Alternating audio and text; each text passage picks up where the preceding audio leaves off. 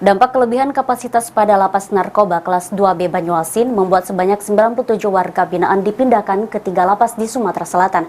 Hal ini dilakukan agar kondusivitas lapas tetap terjaga dan pelayanan pada WBP tetap optimal. Bertujuan untuk mengatasi kelebihan kapasitas pada lapas narkoba kelas 2B Banyuasin, sebanyak 97 warga binaan dipindahkan ke 3 lapas di Sumatera Selatan, yaitu Meramata, Muara Enim, dan Kayu Agung.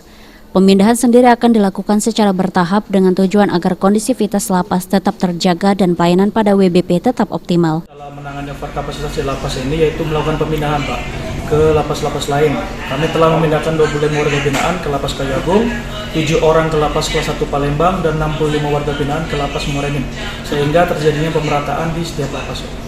Saat ini berapa jumlah Untuk WBP? per hari ini Pak, tanggal 26 September 2022, 1.108 orang warga binaan. Itu sudah berapa persen over capacity? Jadi kapasitas di lapas sendiri 484 warga binaan Pak. Makasih banyak Pak Rasid. Selaku apa Pak di lapas? Lagu Kasubsi Registrasi dan BIM Kemas Lapas Narkotika Banyuasin. Tercatat kini masih terdapat 1.106 warga binaan dari semestinya 480 kapasitas. Sulaiman, PAL TV.